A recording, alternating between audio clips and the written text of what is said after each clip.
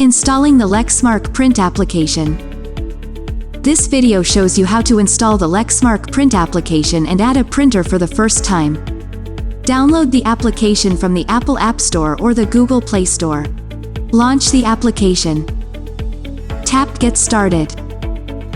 Tap Share to accept the Lexmark data collection agreement. Using the application requires you to add a printer. There are multiple methods in adding a printer. Make sure to allow the application to access the camera and storage. You can select a printer from the list. Log into your Lexmark Print Management Cloud. Add a printer or a server using the device IP address, or scan the printer QR code generated by your IT administrator.